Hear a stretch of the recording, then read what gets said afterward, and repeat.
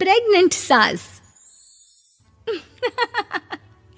जमाना कितना भी बदल जाए, इतना भी नहीं कि बहू घर आए और सास गर्भवती दिख जाए। देखो मीरा, माँ का पूरा ख्याल रखना है, उनसे अब काम नहीं होता है। क्यों, क्या हो गया है? तुम्हारी माँ तो हट्टी कट्टी दिख रही है, पूरी शादी में घोड़ी की तरह नाची है, अब क्यों काम नहीं होता उनसे? वो माँ प्रेग्नेंट है ना, बच्चा होने वाला है। मैं कभी भी भाई बन जाऊंगा इस साल के अंत तक। क्या बोल रहे हो? वो सर पर हाथ रखकर बैठ जाती है। यार पहले क्यों नहीं बताया? कैसा मजाक है ये? झूठ बोल रहे हो ना? हाँ, झूठ बोल रहे हो ना? तभी ससुर की आवाज आती है। बहू, पानी गरम कर दे, तेरी सास को दवाई देनी है।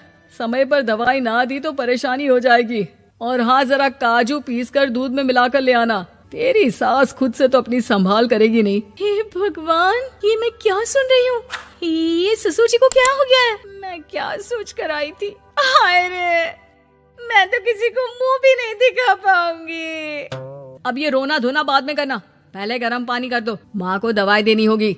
और हाँ, रात को माँ के पैरों में तेल लगा देना। बहू को गुस्सा आ जाता है, वो बड़बड़ करती किचन में जाती है जहाँ उसका ससुर खड़ा होता है। एक बड़ी जिम्मेदारी है हम सबके सर ऊपर। इस उम्र में माँ बनना खतरे से खाली नहीं होता। हाँ हाँ पता है, तो क्यों बन गई माँ? अरे खतरे से कम नहीं है तो क्या जरूरत थी लल्ला पैदा करने की? कैसी बात कर रही हो बहू? क्या तुम खुश नहीं कि घर में एक नया मेहमान आएगा, छोटे छोटे पैरों से पूरे घर में घूमेगा? पिताजी, ये हाथ जोड़े आपके, आप यहाँ से जाओ। ये शायरी बाद में बताना, अभी मैं पानी गरम करके थर्मस में दे देती हूँ।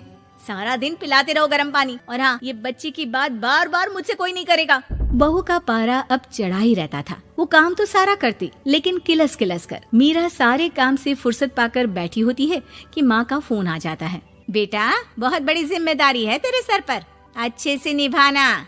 ससुराल में हर किसी को खुश रखना वैसे तो मुश्किल है, लेकिन भगवान ही हिम्मत देता है बहू को हर कुछ सहकर सबको खुश रखने की। क्या बड़बड़ किए जा रही हो माँ? जानती भी हो कि यहाँ क्या चल रहा है? मेरी सास, अरे तेरी सास तो देवी है देवी। कितने खुश हो रहे थे सारे तेरी सूरत देख देख कर। पता नहीं जैसे बहू नहीं कोई मन मांगी मुराद मिल गई हो उन लोगों को। अरे बात तो पूरी सुनो।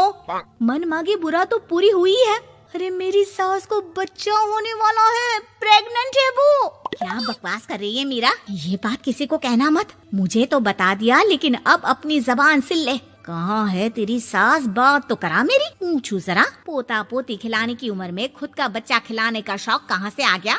और आया भी तो बताना तो चाहिए था।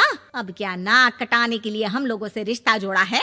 रुक, तेरे पापा से बात करती हूँ। मीरा फोन रखकर लेट जाती है। वो एक सपना देखती है कि उसकी गोद में एक बच्चा खेल रहा है। भाभी की गोद में कितना खुश दिख रहा है ना, लग ही नहीं रहा कि भाभी है। मैं तेरे लिए क्या लाया हूँ, सोने की बालियाँ।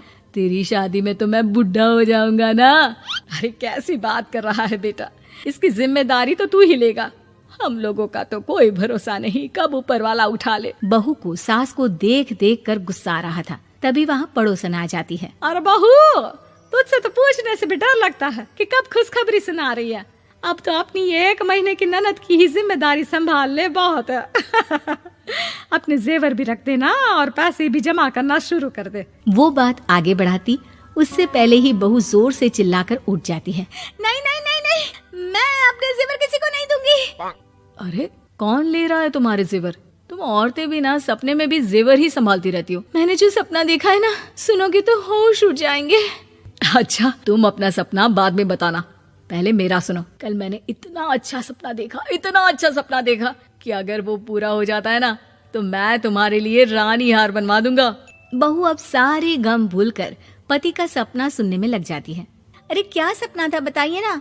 बोलिए भी तो, क्या सपना है? मैं पूरा कर दूंगी अगर बात रानी हार की है तो। बोलिए बोलिए। मैंने रात को सपना देखा कि माँ को बेटी हुई है और मुझे बहन। सच्ची, इस घर में बेटी हो जाए तो मैं तो झूम ही उठूं। मीरा का मुंह बन जाता है। वो चुप हो जाती है और सपने की बात याद करती है कि बेटी हुई तो उसे ही अपने गहने उसे देने होंगे। फिर तो रानी हार की जरूरत पड़ेगी ही। भाई लड़की बड़ी होगी, उसकी शादी होगी तो जेवर तो चढ़ाने ही होंगे ना, कहाँ से आएंगे वो? कितने समझदार हो तुम मीरा। मैंने भी यही सोचकर तुम्हारे लिए रानी हार लेने का सोचा था। अरे फूटी किस्मत मेरी जो ऐसा परिवार मिला। मेरे पापा की तो मैं अभी क्लास लगाती हूँ, जो सब जानते हुए भी ऐसे परिवार में मेरी शादी कर दी। बहू पिता को फोन लगाने ही वाली होती है कि ससुर की फिर से आवाज आती है। बहू गरम पानी ले आ जल्दी, थर्मस में खत्म हो गया है। बाद में खबर लेती हूँ मैं पापा की, पहले सास को गर्म पानी दिया हूँ। बहू अभी किचन में काम कर ही रही थी कि मीरा के मम्मी पापा आ जाते हैं। वो हाथ में ढेर सारे फल लेकर आते हैं। मीरा के पिता मीरा के ससुर से कहते हैं, लीजिए भाई साहब, ये फल रखिए, बहन जी को खिला दीजिएगा। वैसे कैसी है उनकी तबीयत? बस पता तो है आपको, ऐसे वक्त में जो होता है बस वही सब। मुझे तो सुनकर बहुत गुस्सा आया था, लेकिन चलिए, भाग्य में जो है लिखा उसे कौन टाल सकता है। डॉक्टर को दिखाए? हाँ, बस डॉक्टर आने ही वाला है। अच्छा हुआ आप लोग भी आ गए। उतने में एक सुंदर सी लेडी डॉक्टर आती है। पेशेंट कौन है आप? अरे नहीं जी, मैं तो बहू हूँ इस घर की। मैं तो अभी सोच भी नहीं सकती पोता या पोती के बारे में। अभी तो मेरी सास ही। अरे चुप हो जाना, देख तो ले, डॉक्टर है ये, किसी के भी सामने गुस्सा फोड़ देती है। डॉक्टर कमरे में जाती है और थोड़ी देर बाद बाहर आ जाती है। पीछे से सास भी निकल आती है। हे भगवान, इतना दुख तो किसी को भी ना दे जितना मुझे दिया है। देखिए बहन जी, आप लोगों को तो ये सोचना भी नहीं चाहिए था। वही तो मैं भी कह रही थी कि आप लोगों के लिए तो सोचना भी गुनाह है, लेकिन अब पछताए होत क्या जब चिड़िया चुग गई खेत। डॉक्टर वहाँ से चली जाती है। मैं माँ नहीं बन सकती, मैं प्रेग्नेंट भी नहीं हूँ। ये कैसे? तुम तो बोल रही थी कि अरे वो गैस का दर्द था और पेट भी गैस से फूल रहा था। डॉक्टर ने चूर्ण दे दिया है, गर्म पानी से फाँकना है। हाँ? मैं अभी लाती हूँ गर्म पानी। अरे मैं तो गीजर ही लगा देती हूँ। हाय रे, खुशी के मारे पागल ना हो जाओ।